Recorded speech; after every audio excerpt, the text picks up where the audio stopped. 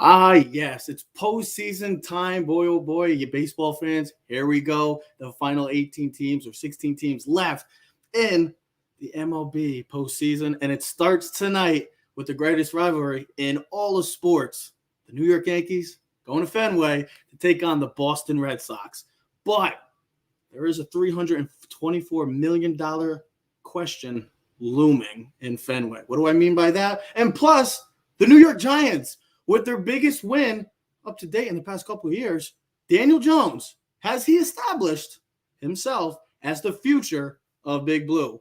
Keys to the City, up next. Yeah. Keys to the city, baby. When you see us, so you know you really viewing greatness. In the making, double up on facts we stating. Podcasting, cruise control, city, state, the nation. So what you saying, what we saying, prime information. Facts, keys to the city, we unlocking the statements. Streaming every Friday. And ladies and gentlemen, we are back. The trio is back. Yes, I am amped up today. It is that time of year, ladies and gentlemen. No, it's not football right now. We will talk about the boys of fall in a little while, about Big Blue with their biggest win yet today for the Joe Judge era and Daniel Jones as well. But we all know what tonight is all about, ladies and gentlemen. It is postseason time. Baseball is officially underway, and it starts off in one of the most historic venues in all of sports, Fenway Park, with the greatest rivalry looming. The Boston Red Sox taking on the New York Yankees. Ladies and gentlemen, I don't know about you, baseball fans. I know us three. We're amped up. I cannot wait. It doesn't get much better than this. A nerve-wracking day for Yankee fans, yes, because we are going to Fenway, but it just doesn't make it any better that we are playing the Boston Red Sox. And I said during my little tease for the show, a little promo before the show even started, I said a question. There's a $324 million question looming in Fenway. What do you mean by that? What are we talking about? Well, if we don't remember, a couple years ago, the New York Yankees win one of the biggest splashes in New York Yankees history by going out and getting their workhorse, an ace that desperately was needed on this pitching staff. Well, they got him. They got the man, Garrett Cole. And why I say 324? Because, ladies and gentlemen, that's how much Garrett Cole is going to make in his tenure in pinstripes. So when I say the $324 million question is looming in Fenway, there you have it. So that is how we talk about it. You got two of the greatest franchises in all of sports playing each other in a do-or-die situation. Win or go home. One team is advancing to take on the Tampa Bay Rays. One team season, sadly, will come to an end. Guys, I just said it. The $324 million question is looming. What do we expect from not just Garrett Cole tonight? I'll start with Joe on this. But what do we expect from this game as a whole? Well, Garrett Cole pitched to a 5.16 ERA his last 6 starts here in the month of September. Not really what you want. 4-4 in his last 12 starts. That's not really not ace material. Against the Red Sox, 2-2, a 491 with 5 home runs allowed. So, but this is what they pay him for, and this is why he came here. And this is the team that he wanted to do this with. And there's a lot riding on it. And the Yankees go into this thing as complete underdogs. Actually, well, I don't mean the Vegas underdogs. I mean, Joe, that's how Joe. You have to understand. That's how Ted plays his games. Dude, I was shocked that the Yankees were minus 145 last night. That the Yankees were the favorite. So 145 to win 100. Hey, it's a good thing. I'd rather be the on paper, the Yankees are the better team. No JD Martinez, no Chris Sale. That's huge because I assumed they would want to get Chris Sale in this game, having gotten bombed on Sunday after 2 2/3, that he'd be available to go. Kind of a Kurt Schilling Diamondbacks version, where he comes in and closes games the day after he starts. I thought it'd be something like that. So that's out. And, JD Martinez not being there, I think that is huge. You can now basically pitch around either Devers or Bogarts, you'll be in a better position. This lineup gets just a little bit weaker. Offense has been kind of pressing of late for the Red Sox, 5-5 in their last 10. So I feel like the Yankees are right where they need to be. They've got the guy they want on the mound. They've got a rested bullpen, Severino out there. So, pretty much if Cole can give you 6 good innings, you put this thing on lockdown, and we'll see you in Tampa. Go on, Ted. I don't know if there's no such thing as a Yankee Red Sox lockdown after 6, because Yankees will be up 3 runs with Chapman on the mound, and every Yankee will be holding on, praying for something, because you just know the inevitable happens. There's an aura. I mean, I know we'll talk about it probably afterwards with the Brady thing, but there's an aura when the Yankees play at Fenway Park. That's why what they did a week and a half ago and sweeping the Red Sox was incredible. I couldn't remember the last time the Yankees had swept the Red Sox in Fenway Park.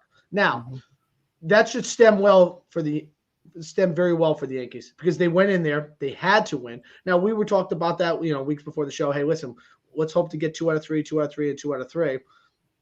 And hopefully that'll be good enough to make the playoffs. We went in the Red Sox and we won all 3. And now you look at it, how important all 3 of those games were. Now that you look at it, that we needed every game, or else we would have been playing yesterday. So, Joe, you said it right. Cole, you said the last 6 starts. These last 3 starts, Toronto, Tampa, and the Red Sox. 15 runs in the last 17 and 2/3 innings, an ERA of 7.64. But that all, like we've talked about, can evaporate in 1 3-hour game. Well, probably 3.5 hours. I saw some jokes. This game will take 5 hours, 6 hours, might take till Thanksgiving, extra innings. Everyone to see. I saw it from, like ESPN and Joe, even our CMG podcast guys, extra innings. I hope it's not extra innings. I mean, I think it still favors the Yankees because of their depth in pitching, but I want to take care of business right in the 9 innings and end it early. And I think the most important thing, Trevor, we've always talked about this with football, got to jump on them early. Try to take that crowd out early. You do not want to be going down 2-0, 3-0. You don't want to be playing catch up. Jump on them early. Let's take advantage, because you know how it is. Just like Cole, you got to get on these pitchers early. If I was playing devil's advocate for the Red Sox, I'd say, listen, if you're going to get Cole, you got to get him within the first inning or 2, because then he starts to get into a flow, and innings 2.5, 3, 4, 5, he's usually good. So if you don't get him early, it's kind of like good luck, and he is prone to give home runs up. We saw it. He gave up, that Friday night game, the Yankees were up, I believe 6-0 or something, and he gave up the 3-run shot to Devers. Let's try to keep the ball in the park. And for the Yankees, it comes down to, I was going to use the Twin Towers, but the 2 big men. I mean, that's what it comes down to. Those 2 big guys. We talked about it last week. We've talked about it before, and Trevor, I think you'll probably build off of it. But those 2 guys, man, they can lead us to the promised land, but they have to take care of business, and they have to do it like they did last weekend, and it starts tonight. Well, here's the thing. We also got to take into consideration both of these teams. It's a do or die game tonight, but that was also the case on Sunday. Now, we were going to try to do a show yesterday with all of the hoopla that happened, the chaotic, the anticipation this weekend brought to us, and this weekend lived up to all of that. From Saturday, a lot of college football games, a lot of upsets, but also Sunday was great with the NFL and Brady's thing, and then the Yankees, the whole baseball, the chaotic ending to the 162 games this year. You got to also take into consideration that all 4 of those teams, the Mariners, the Blue Jays, the Yankees, and Red Sox, were also all playing do or die games. Because if the Yankees lose, who knows what happens? If the Red Sox lose, who knows what happens? These 2 teams had to win. They got the job done, and now they're playing another do or die situation. Also, you said JD Martinez is out. Well, the Yankees are losing one of their better players as well, too, with DJ LeMahieu. He's not going to be around. So that is also a significant loss for both the Yankees and Red Sox. This is a toss-up, guys. The series ended this year 10-9 in favor of Boston, and the run differential was 75 Boston, 74 Yankees. So this is a toss-up game. We know that the Red Sox have had the history over the Yankees in the regular season and in the postseason. Hopefully we get over that top finally. Stanton has been playing out of his mind, and he's been hot. He was red hot. We talked about the stats last week. Joe, you had those going into Fenway. If you wanted to bring that up again, you can. It just shows how hot he was. And then Judge delivering for the Yankees this year. Those guys, or I should say Sunday, those guys need to step up. Garrett Cole, we paid you because we believed you were a true number one ace. You have delivered for the time being. Tonight has to be the same result as you've been performing the past year and a half for the New York Yankees. We paid you $324. There's a reason for it. It's games like this. It's situations like this. Do or die situations. And this is going to be another game that we have to take into consideration also, gentlemen. Managers. Which one plays his cards right? Aaron Boone, Cora. We've seen the situations before in the past. Aaron Boone has messed up. So is Alex Cora. So that's another thing that we got to also talk about because the managers play a big role in this situation. It's do or die. You are 27 outs away from one team advancing and keeping their season alive and one team waiting for next year to get ready for another season. Well, Trev, you brought up Stan, and since August in his last 54 games, he finishes the bet. Now, consider the 54 games. Batted .305 with 19 home runs and .984 OPS. I mean, we talked about it before. We talked about it with Judge. We talked about it last week. If you didn't see the shows from last week, you can check them out. But the two guys carried us. Stan and Judge played like MVP caliber players. And Joe, you know, I saw an article last night, and I know we're not going to get into it, but pretty wild that none of the big-time MVP players, all these guys, none of them and their teams will be in the playoffs. Can I ask you guys a quick question? Both of you guys want to answer. We just talked about Stan and the way they played and how they finished off against the Sox and the Blue Jays. But does it get you concerned of how they actually performed and finished against the Rays this whole weekend? Losing the way they did, but more importantly, not just losing, but the runs. They didn't score runs, guys. If you remember, they lost 12-2 on Saturday. They won 1-0 on Sunday. I mean, a hell of a performance, that great pitching performance by both teams. But still, and Friday night losing as well to this team. I think it was 8-3. I forgot what it was. It was 5-3, 5-4, something like that. But still, you scored only 7 runs in 3 games for a team that's been red hot, that was just hitting the crap out of the ball in Toronto and in Fenway. But now we come back to not performing against a team that you could possibly be playing come Thursday. Does that get you concerned? Because we've been talking so highly about the bats, and we've seen, and one of the comments just said, hopefully the bats don't go dead tonight. Well, yeah, that's a concern. Well, listen, you could say the same thing about the Red Sox, okay, because they went dead against the Orioles and almost went dead against the Nationals. If it wasn't for Devers' 5 RBIs on Sunday, they would have been playing yesterday. So I'm not worried about it, and because it doesn't make a difference. Because, like you said to me, Trev, if they don't win tonight, who cares? They have to win tonight. The Rays have been the kryptonite for the Yankees, and they seem to have our number, and they do everything right. So I'm not worried about it because, I mean, I'll put this: Judge and Stan are 18 for 53 with 7 extra base hits against Eovaldi. So that's that's great numbers against the starting pitcher. This team can hit. This team can play. They did it last week. Why can't they do it again? I'm not worried about it because, if anything, okay, we had a bad weekend. What's that mean? We're going up. That means we're going to have a great day today, right? That's the roller coaster we've been riding since day one. We're due for it. We're due for a run. This team knows it. And I think the way they lost this week, the way they won Sunday, provides them with some extra oomph for tonight. And I said it to someone last night, and I know someone didn't agree with me at my work, but I said, I kind of like that they're playing in Fenway. Us against the world. You know what I mean? It takes the pressure off. Sometimes not. I say this about the Giants. The Giants are better playing playoff games on the road than they are at home. I don't know what it is. Maybe because you have to focus more. You know what I mean? And then the pitcher's not extra juiced up. Like Cole, he's going to be getting booed. He's not going to be getting cheered. So now you have to focus.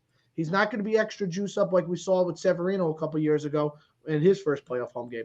Joe, how do you feel? Does that get you concerned the way they finished against the Rays? Or yeah, it does. Definitely does. I was shocked that the Yankees couldn't buy a win on Friday or Saturday.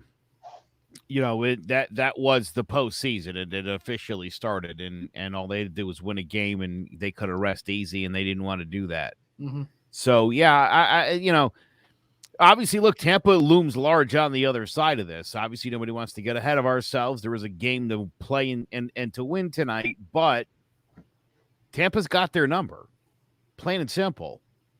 And so you're going into that series with your rotation a little out of whack because of the wild card. You mentioned LeMahieu hurt, Voit is out. And one of the things you also brought up, and I think it bears the conversation. Have you seen the Yankees starting lineup for tonight? I have not. Has it not been released yet? Well, I mean, I will. While you're talking, Joe, let me go. No, here was the projected lineup, and this was in the post this morning. Now, Trev, you might have a better one, but it was Glaber lead off with Rizzo, Judge, Stanton, Gallo, Urshela, Gardner, Odor, Kylie, Ugasha. If I said. All right, so he had to get Gardner into this lineup.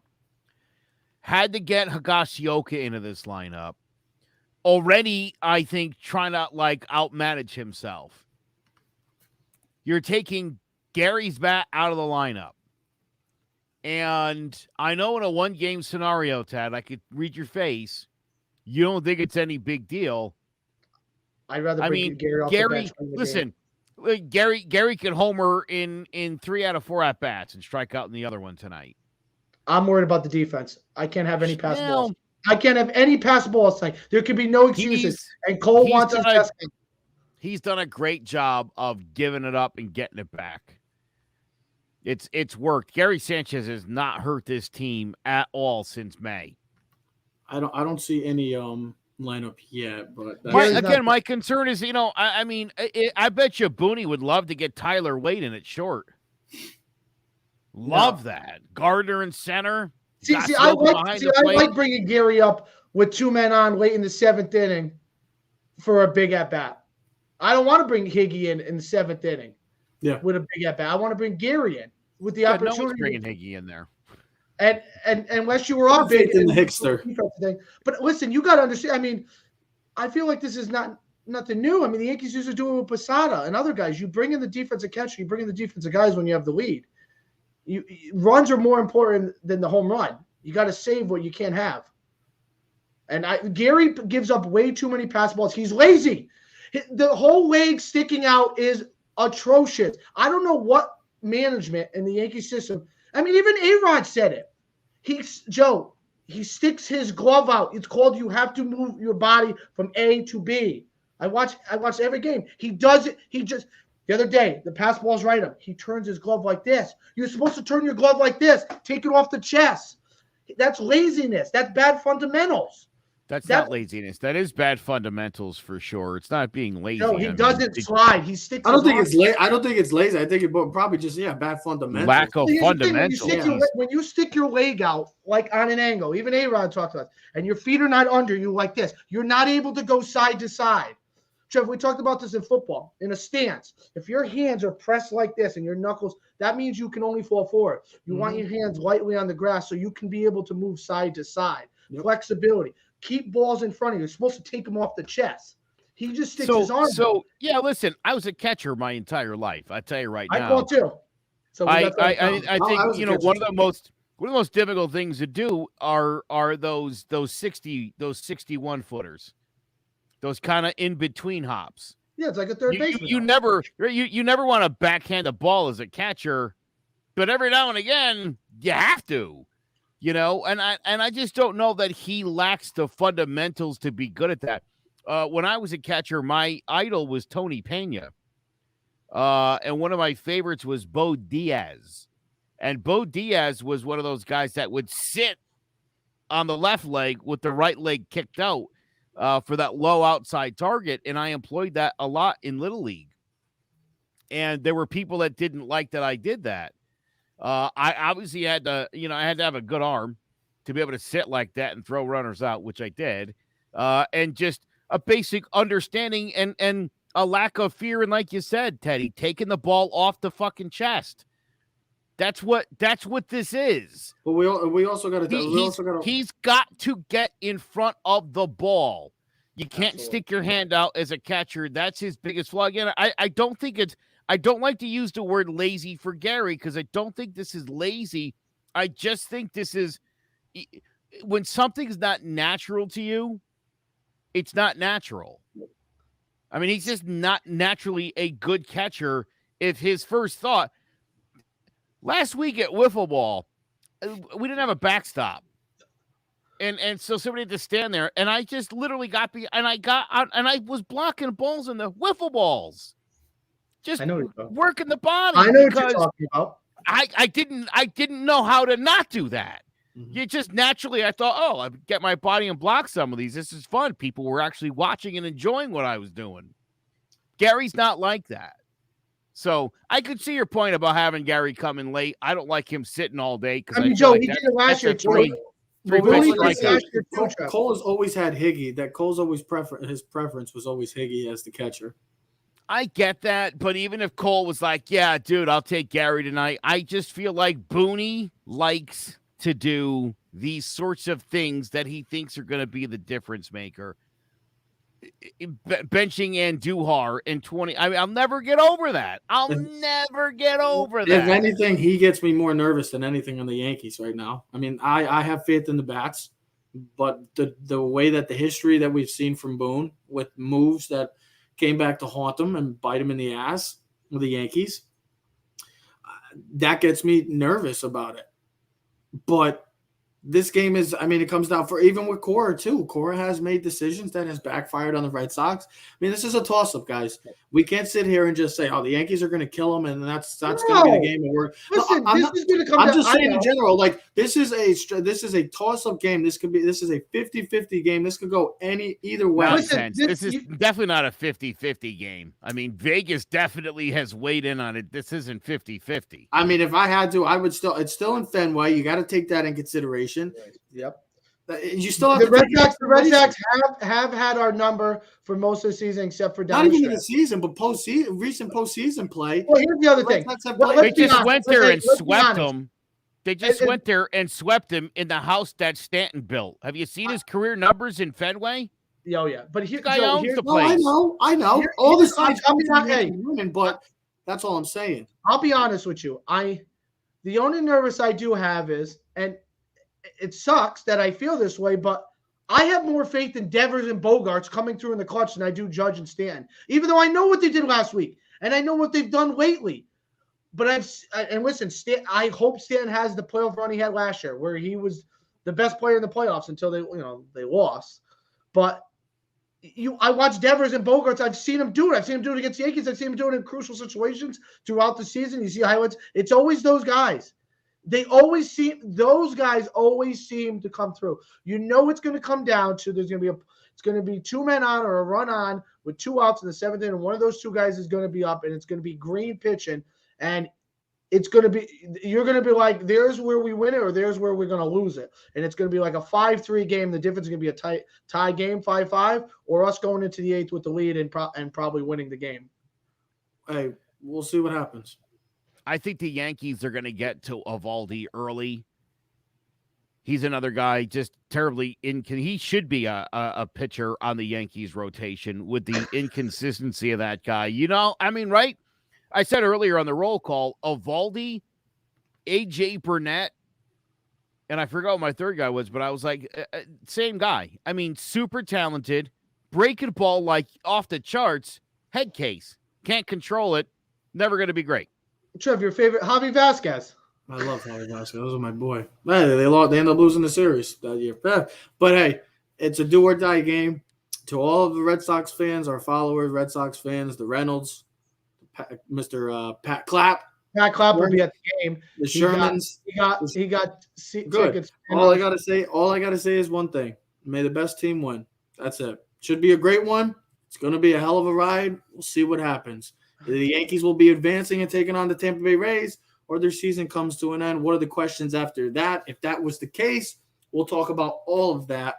Maybe tomorrow, maybe on Thursday, we'll get it in. We will talk about it. But it should be a hell of a game. Yankees-Red Sox for a chance to go to the AL divisional playoffs. Do or die type situation. Postseason baseball is here. Cannot wait for it.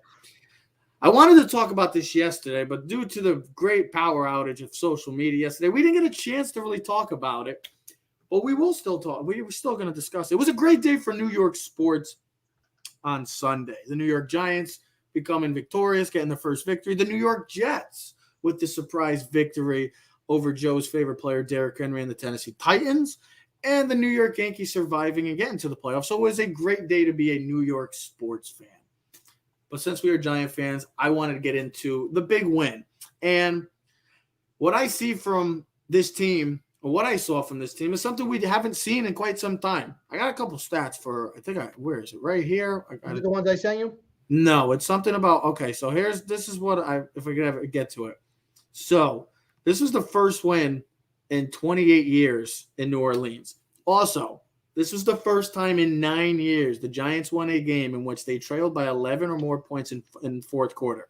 Last time they did it was good old Eli, September 16th of 2012, when they beat the Bucks 41-13 or 34, trailing 27-16 at the time. So the way that the Giants came back, being down 21-10 late in the game as well, the delivering and finishing as well, which was a positive sign. But the big question, and we've been talking about him for quite some time since he was drafted number 6 in the 2018 NFL draft. Has Daniel Jones, though, the way he's been playing so far early on in this season, we're a quarter way through the season, about to be a little over a quarter of the season over.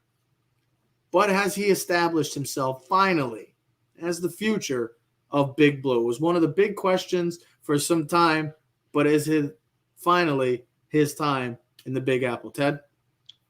Yeah. I hate to admit it, but it's true. He has. I mean, 14-3, here we come. Oh my God. Why don't we even waste our time posting that? No, listen. Here's a joke. Okay, it's a joke, Ted. It's not real. Oh yeah, Utah. But Jace could be serious. But Jace could be serious. Yeah. Also, like Jace could have literally said that to whoever just posted that. And Utah football was as good as Alabama. Okay, here we go.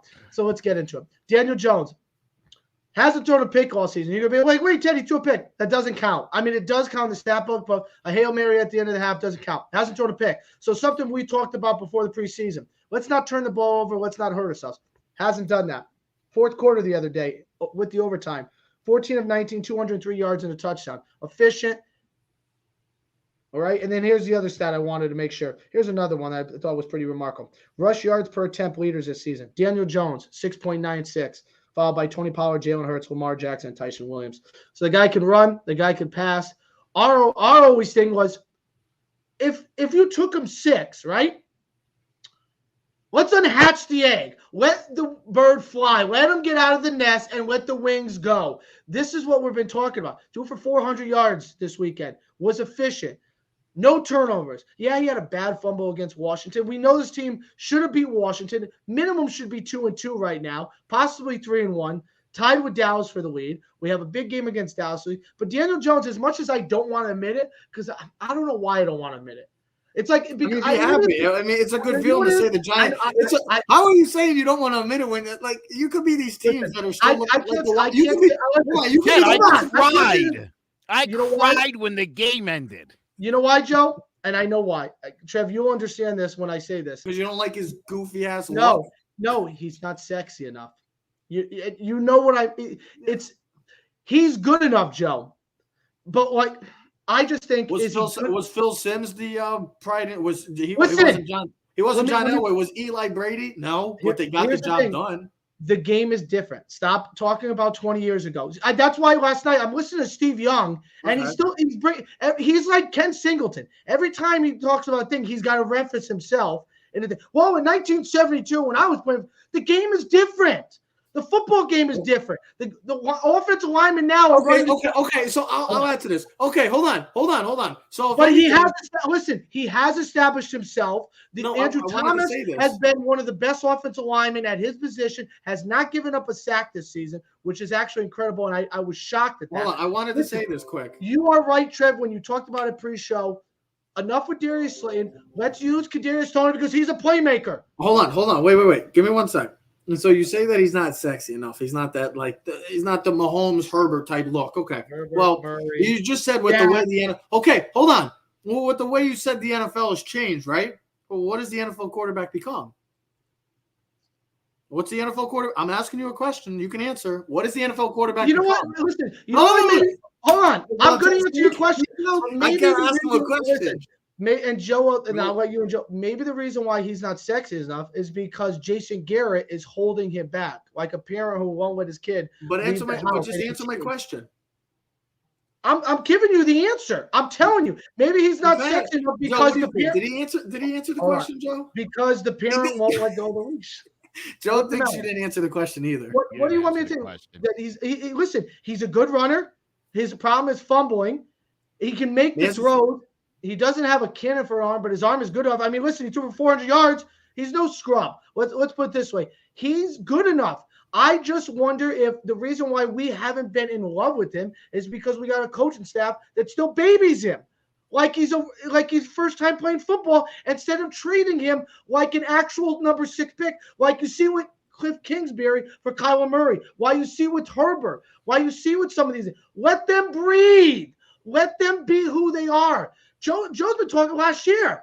We're like, why are we not running read options with this guy? Like, he's an efficient runner. Like, it's a double threat, like something you have to respect, because if you don't, he's going to go 75 yards. So he's literally the ideal type of quarterback nowadays because of the factor that he is a dual threat guy. He's one of the better running quarterbacks in the league, not named Lamar Jackson or Kyler Murray. I mean, he's literally right up there. So he's literally Coach Clapp will hold you. What is wrong with the Garrett's playbook? It's literally. But that was a positive sign to see that he opened the playbook up this week, getting Kadarius Toney the ball and finding let 89 get the ball. Do not bring back Darius Slayton. Please trade him for a 5th round or 6th round or whatever. I don't care. Have Kadarius Toney on the field at all times with Sterling Shepard. And that's a dynamite receiving crew. Joe, I'll let you get onto it. I'll just say this. All we've heard for the last 2 years is how much talent the Giants have, and we've never seen it in the same game. He's never had the weapons. The offensive line's a mess. Saquon's out, and you're finally getting all of these things on the same page. And from telling you, at the end of the game, and I'm not an emotional fan. I don't like if they lose, I'm not like angry for the rest of the day. It's not like that. I stood up and I did my little and I was going to go about my day and I started crying. And I it was like the relief of like that this team got over the hump. I mean, how many close games can you play in the last 2 years and lose all of them? It had to happen at some point that this team will start to figure out how to win games. You're always in it. But like the Democrats, moral victories are not actually victories. They're losses. Wait, what did I just hear? That's the best statement I think you've said in 6 months. That's the best thing I've heard you say in the past 4 years, Joe. I give my wife grief sometime. The Democrats were celebrating Beto O'Rourke losing in Texas because it was close. You don't get anything for moral victories. Like, that's not a thing. Sounds like the country right now. Yeah. Sounds like a communist country to everyone, one guy telling everyone what to do. So it seems to me like the Giants had to learn that obstacle of how do we finish somebody off. And all 3 phases of the Giants played well in this game and in crunch time. They had a stop. They had a nice special teams play. And most importantly, Daniel Jones, we're 4 games in. And I'm not sure what everybody's waiting for as far as Daniel Jones is a good quarterback. We wanted him to be here by year 3. Guess what? Year 3, he made the leap. That's what happens in today's NFL. The leap. Also, but I want to also put this into I think one of the big reasons why we're seeing the success or the growth of Daniel Jones, is the emergence of Andrew Thomas right now, guys. To be honest, Andrew Thomas is one of, right now, the best left tackles in football based off of stats. Only 1 quarterback hit, 5 hurries, 6 pressured, not a sack in 4 games. I'm still shocked by that. He has done his part right now. He has taken a drastic step forward from where he started last year to where he is now. And it's one of the big reasons why Daniel Jones has been succeeding so far. I know they're 1-3. No, they're at the bottom of the NFC East right now with the Eagles. They're tied with the Eagles.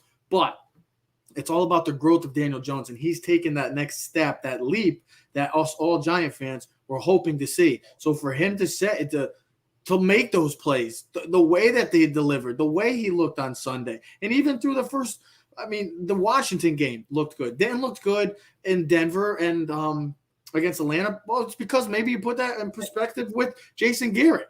But when you let this man do his thing, we saw a good understanding, a better understanding on Sunday with the playmakers he has. Kenny Golladay, they're starting to get that chemistry. Kadarius Toney looks like he could be a bona fide playmaker for this offense. And then seeing Saquon come back the way he played in the second half, really being the Saquon we all hope to be, which is a top 5 running back, that's a positive sign. But to me, it's the emergence of so far the growth, not just Daniel Jones, but Andrew Thomas, that has elevated his game into right now. I know it's 4 games in. I know it's early, but still, going to have some true tests coming up soon.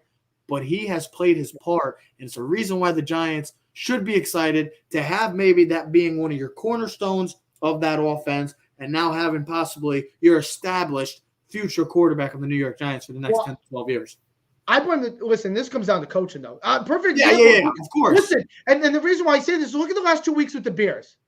Okay? Look at where the Bears' offensive game plan was for Justin Fields against the Browns. And then look at it this week. A whole different game plan, and he looked like a whole different guy. It's not like they got a whole brand new offensive line, right? Mm-hmm. You didn't get all these superstars, but he looked better. He looked efficient. He looked like, oh, wow, he actually can play the game. I blame the coaching staff and Jason Garrett that this team wasn't ready. And I mean, maybe now we're seeing it because, listen, let's be honest. I've talked about this multiple times. This week's game was like the first regular season game, if you think about it, because of the preseason. Daniel Jones didn't play in the preseason. None of the guys played because they either hurt or they didn't play. So you didn't build any chemistry. So if you look at it, this is like actually week 1. So let's see where this Giant team goes from this week. Let's see if they can build off and go and shock and beat Dallas. Let's see if they can win some games that we didn't expect. It'd be a huge test because Dallas right now looks legit, not just in the NFC East, but in the NFL picture right now. That offense is legit. Because if the offensive coordinator can do a better job of Daniel Jones and open the playbook, I think Mahomes has such a benefit, and I know Mahomes is much better than Daniel Jones, but I think his benefit is having Andy Reid and Eric Bieniemy by his side. Listen, when you got those 2 guys calling your plays, setting you up for the right personnel, it gives you that advantage. Look at the quarterbacks that have done really well. Look at even Dak Prescott. Kellen Moore has done a phenomenal job and has been there since day 1 with Dak Prescott. And the reason why Dak has progressed and now is literally people need to start respecting Dak because Dak is one of the 10 best quarterbacks in this league.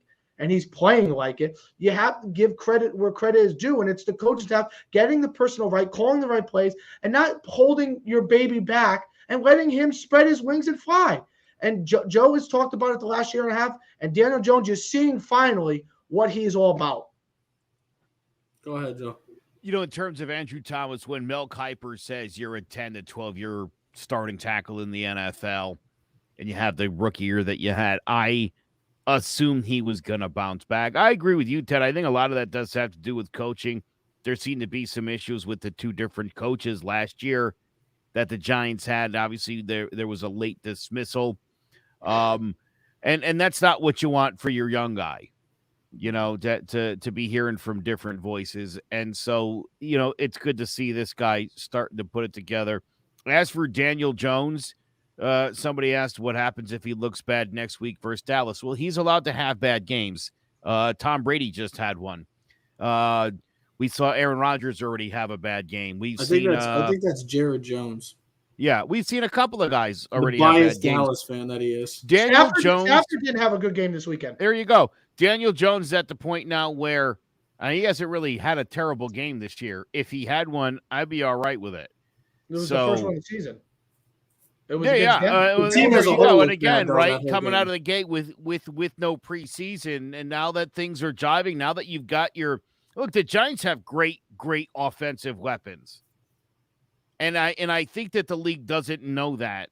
And I would advise them to watch this game and to see the pass that Danny Dimes dropped in to John Ross. I mean, it was dynamite. Yeah. A perfect throw. Yeah. The pass to Barkley, don't let it be lost on anybody that all of the defenders were on that play for the Saints were moving towards Evan Engram, who did an excellent job of making it look like he was the intended receiver as the ball sailed over everybody's head into Saquon Barkley's. Kyle Rudolph had a huge catch in this game. I think this guy, I mean, I like to see the Giants do more 2 tight end things, to be honest. 2 tight ends, 2 receivers, 1 back. Just to see, to close out with this whole point, just to see. Let me wait. One more thing. Okay. Back to first game. Daniel Jones had a bad first game. And Saquon Barkley stood there like a statue as a pathetic decoy. And that was a stupid idea. Saquon should have not played in week 1. You should have gone in there with Devontae Booker and Corey Clement or whoever you wanted to run back there. You didn't give Daniel Jones a real chance week 1. You know, you really didn't, as I think on it. That really wasn't fair to him. You know, again, like I said, it's like, taking a Ferrari, to the Quickie Mart. What are you doing? That's why they should have been playing in sense. the preseason. Should have been playing in the preseason. I'm not Barkley, but Yeah. I'm saying Daniel Jones and some of these All players. of them. But There's here's not the- a guy on this team, not a single guy on this roster who, in my opinion, has earned the right to just say it's his job and not have to show you what he's got in the preseason. Not a single guy on this roster, maybe other than James Bradbury. I mean, hey, the Giants delivered. They go into a hostile environment. They take care of business. The way that they take care of business, being down 21-10, DJ looked great in the fourth quarter / overtime. And the team, a much-needed victory. We talked about it. When do we think the Giants were going to win a game? Ted, you said that don't be surprised if they win this game. They did. They eventually pulled away, and they looked good doing it late in the game. And it's a promising sign to see that. Last 3 things I didn't like. Number 1, 10-minute time of possession in favor of New Orleans. Number 2, New Orleans was, I think, 8 for 15 on third down. They still struggled to get off the field, and they were 4 for 11 on third down. Got to convert better. Other than that, I loved everything about this week. Yeah. Oh, and one other thing. The Giants only had 3 penalties. So they didn't beat them. Yeah, much. Yeah, there you go, right? I mean, any more penalties in that game, you probably lose the game. Yeah, they both – the turnover battle was realistically, the Giants had 1 turnover, but it was a pick that was at the end of the half. And one other thing, no team got a sack, but that's not good for the Giants. The Giants defense is still a question mark. We're going to have to see them this week. We'll talk about the huge game in Arlington as they go in to Dallas, Jerry World, to take on the Dallas Cowboys, who look right now, that offense looks legit. But the Giants offense is starting to heat up. We'll see how they pan out. It should be a hell of a game and a much-needed victory for the Giants. For Sunday, it was a much-needed victory. Let's see if they can continue this little confidence builder. This feels like they need to score 30 points if they have any chance to beat Dallas. The way that offense is playing, yeah. With the way the Giants defense is playing, yeah, I'd say so as well, Joe. If we remember, last year they did score. They lost 37-34. I know they lost, but it was 37-34. Let's close out with talking about a huge game. I keep saying we wanted to talk about this yesterday, but due to the power outage and social media, we couldn't get to it yesterday. So we're here talking about a game that happened on Sunday, and it was the biggest game in recent memory. The return, as they called it. Brady ended up going back to Foxborough. It lived up to the hype, a typical Foxborough game. The rain was coming down, Sunday night football. It was everything that we hoped for and better. But I know we all talked about Brady and Bill and who deserves more credit in the past, yada, yada, yada.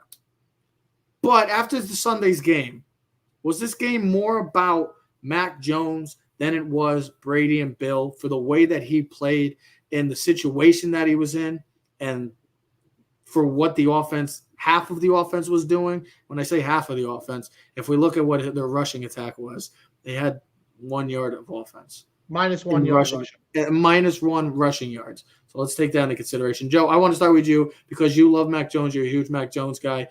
Was this game more about Mac Jones than it was about the Brady-Bill This matchup? was the biggest win of Mac Jones's and Bill Belichick's career.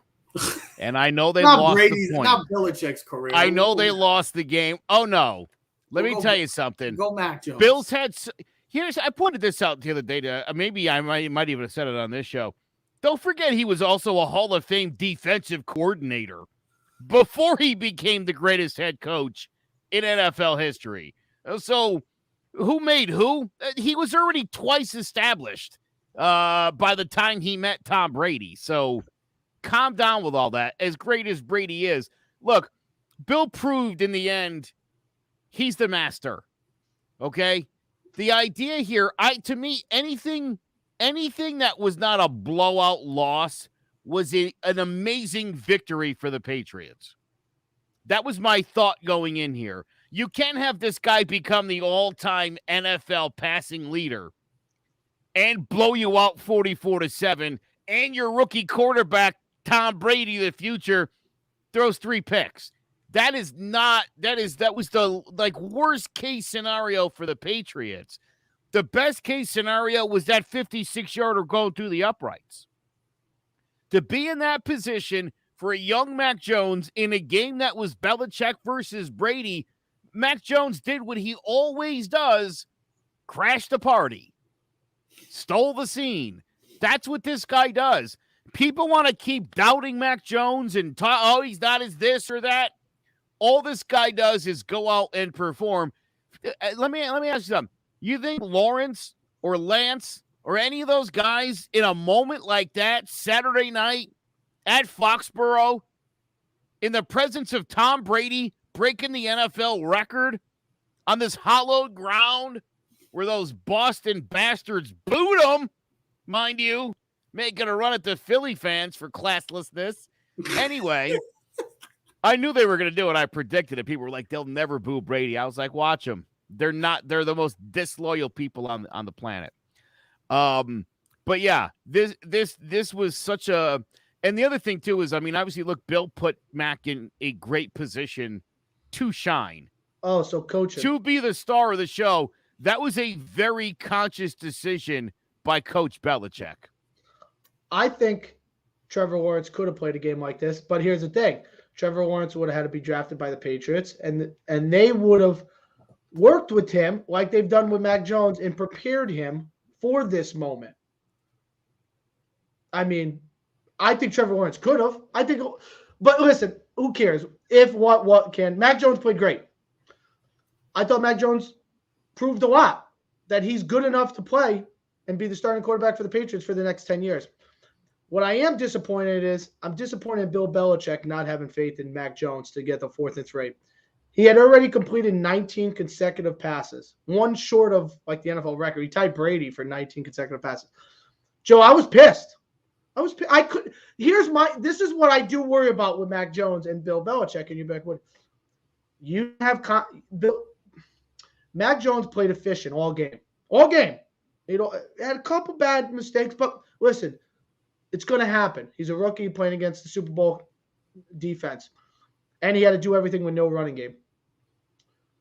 You had no confidence in him to get 3 yards when he was picking up 3, 5, 7 yards all game long. You didn't have a play call. Your best decision, which had a 42% probability, was to kick a 56-yard field goal in a driving rainstorm with a guy that had issue with his plant foot, who had not made a 56-yard field goal since Obama was the president. That was your best swing away pitch. I mean, because here's the thing: he kicks the field goal, it all sets up for Brady. 50-some seconds left, just like the Aaron Rodgers coming down, driving for a game-winning field goal. That would have been Hollywood. Brady coming down against Belichick's defense with 50 seconds left, with 2 timeouts left to kick a game. The way Belichick, I would have taken Bill. I would have taken Bill in With that the way the matchup. defense- And by the way, Teddy, I'm going to call you to task. I'm going to have to disagree with you about Trevor Lawrence. He couldn't even step up on Thursday Night Football against Cincinnati. That's not his. He had a great game. Not his fault. His coaches. I'm just playing. Listen, Urban's doing this, baby. Urban's getting down and dirty. Oh God, that's a mess. That's a beat mess. The Bengals on Thursday Night Football. We'll talk about Sunday night. They're at three. Foxborough with Tom Brady on the field. The Bengals are 3-1. Yes, they are. They're leading the AFC North right now. But like that Sunday night game to see Mac the way, and Ted, I agree with you in the sense of, I mean, he was doing that all night, the 3 to 5 yard completions. That was his game. And people want to say, well, he never took a shot downfield. Well, let's be realistic. I mean, we didn't really see Brady do that a lot in his early days too, until he found a weapon like a Randy Moss, where he then started going. Then he became, but Mac Jones, it was kind of literally, it seemed like a replica of freaking Tom Brady. It literally just reminded me of Tom Brady in the pocket. And people that want to say, well, I didn't see him throw the deep ball at all. Well, you go throw the ball in a rainstorm. You tell me how you do, tough guys, and all you. Again, Listen, dude, hey, watch professionals. Hold on. Watch this kid who's had 1 year starting experience, who goes through his progressions better than any rookie, probably since your boy Andrew Luck, who you like to talk about. Mac Jones handles himself more like a professional quarterback than any of the other young guys right now. And again, that's not to project that he's going to be better than all them. But right now, and again, we talked about the system and being in the right place. No, but that's such a big. I'll still go back to what I said. I wish Mac Jones would have sat longer. I wish Mac Jones would have fallen to the Saints, because I think the Saints would be undefeated right now if Mac Jones was their quarterback. I mean, and here's the other thing about, as far as going down the field, Mac Jones will throw the ball down the field if there's something to be thrown to down the field. It's going to be on the Patriots receivers to get open. Bourne had a couple of nice downfield plays that, again, Mac will get you the ball. You just got to get open. I want to say this question because that's such a vague-ass statement. I'm sorry, it's a system. You can say that for anybody. Don't say it's just Patrick Mahomes. Patrick Mahomes was on another team, not named the Kansas City Chiefs. No. He's talking about the Patriots system is set up for quarterbacks to succeed. It did with every quarterback. Jimmy G looked good, Matt Castle, and Tom Brady. Now, but that's how it is for every system. That's how it is for every system. That's good, though. That's how it is for. That's what it should be. It's such a vague statement. We get that. That's a rookie quarterback. It got Brady 6 Super Bowls. He works the middle of the field. He dinks and dunks. He hits Edelman, Wes Welker, and Gronk up the middle, and then you hit play action with the deep pass. It's always been like that. Listen, it might not be sexy. It's not the Mahomes throw the ball down the field, Tyreek Hill. But guess what? It wins them games. It's an extension of their running game. It's not great, but here at the end of the day, does it matter how you get a first down or how you score 7 points? It really doesn't matter if it's 15 plays or 1 play. The object of the game is to score points and win. Mm-hmm. Now, I agree with whoever wrote it's the system. Yeah, it's efficient. I bet you by this time next year, that system will expand like a math equation. We're going to add another component to it. And you know what? Let's see what Mac Jones in a year or two will be if they can get a real number one receiver. You got 2 good tight ends. They don't have a legit receiver. They have a bunch of 2s and 3s. So here's the other thing. We got to be smart. If you're a football mind, you got to know it's raining, it's cold, it's windy, it's Boston. He doesn't have the strongest arm in the world, so we're not going to make him extend the field. We're going to be efficient. We're going to move the football, and we're going to maintain the clock. And that's what the Patriots and Mac Jones did. 3-5 yards, boom, what our plays, let's go. The clock runs, another 40 seconds. 20-yard passes down the field in the rain and wind was not something that they would be successful on. It's not something they would have 19 completions in. So, you could say it's a system. I get it. But at the end of the day, it put them in a position to win the football game. And if you're a Patriot fan, that's all you can ask for. The week before against the Saints, they got killed, okay?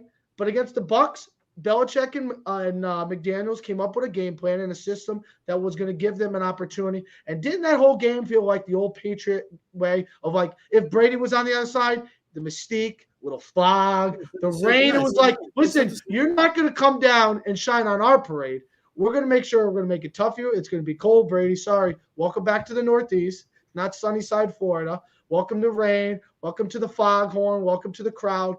And they have a huge NBC got a huge rating on that. Huge rating on that. Well, congratulations to Tom Brady of becoming the number 1 passing yard leader of all time now, passing Drew Brees. And what do you expect? That's what happens when you play 50 years. Does anybody remember in 2011 when Peyton Manning was with the Colts, and he got hurt. And Curtis Painter, the backup quarterback, who supposedly knew that offense. Yeah, he was here for like 7 years. Yeah, as well or better than Manning, came in and completed at a 53% completion percentage, 6 touchdowns and 9 picks in 8 games.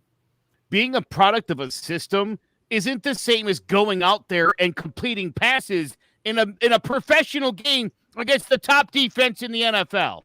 You have to execute it. But that's a silly thing to say. Yeah, that's why I got ticked off. It doesn't matter about the system. I don't care. Like, guess what? Also, that's their system, and it works. Everybody else should be using that system. You still have to perform it. You still have to execute that system. So don't just say it's the system. It doesn't matter. It's a brilliant system that's brought amazing results to anybody who's got some competency that's been in it. Yeah. But here's the thing. Listen, let's be honest. The system's supposed to be very complicated. If it's just the system, how come Cam Newton sucks? How come Jarrett Stidham never took the leap to the next level? If you could just plug anybody into the system, how come it doesn't always work? Well, think about how many receivers and players, like even Chad Ochocinco said, how complicated. Remember how Brady was with the extension of the system, how complex it can be. So, not everyone can play in that system. Some people can play in the Mahomes one. That's why I said. Look at the Steelers one. They want to throw the ball 50 times a game, and they want to throw the ball down the field with Big Ben. And the Steelers are getting killed. Just to close it out, that's why I said it's a very vague statement, because you can't just say, it's a system. Well, not every quarterback has succeeded. Congratulations. I know Matt Castle was 11-5. Okay, but don't just say Jarrett Stidham could never make it. Didn't make it with him. Jacoby Brissett didn't make it. Cam Newton just got released because, he didn't get it. The great Cam Newton, right? Everybody loves Cam Newton. Why he should be a starting quarterback. Well, obviously he didn't. So don't just say it's just a system. Well, they changed the system for him. They made it more of a run. Guess what? Then he still couldn't figure it out. Yeah, so he could. Don't just say this. He was good enough. I bet if he was vaccinated, he would have been the starting quarterback week 1. Probably.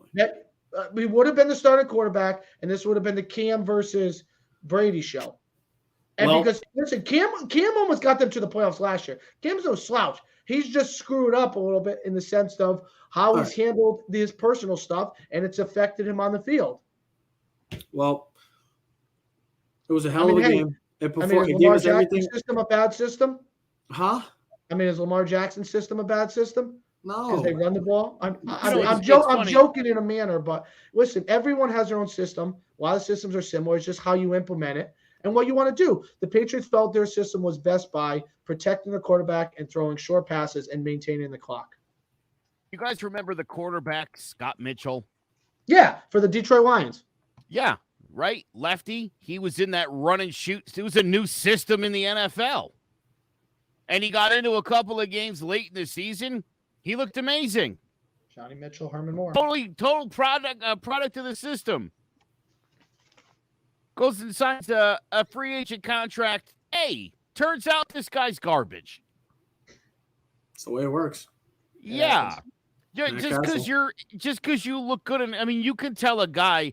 Did anybody think Matt Castle was going to go on to become a Hall of Fame quarterback? Honestly, he had a couple of nice games with the Patriots. Calm down. Well, it was a hell of a game. It gave us everything we hoped for. The return lived up to the hype. Speaking of the hype, we're getting down. We are 5 hours away from the showdown in Fenway. Do or die. Best MLB postseason is officially underway, ladies and gentlemen. So let's go Yankees. To all the Red Sox fans, may the best team win. It's going to be a hell of a night. Could be a sad night. Hopefully it's a good night. But we'll also be talking later on in the week. We'll recap this wild card game. And we'll start to hopefully it's about the Yankees. We'll start talking more and more about the divisional races, divisional playoffs. And we'll talk the NFL. Big game in Dallas as the New York Giants with their first win of the season. Going to Dallas to take on Dak Prescott and the boys. And we'll talk more NFL. A lot happening right now. Ladies and gentlemen, thank you for watching. I'm excited. I'm ready to go. I can't wait. It's going to be a hell of a night. Baseball postseason. Yankees, Red Sox. What else can you ask for? We are streaming on all social media platforms at Keys to the City. So comment, like, subscribe, or share. Keys to the City.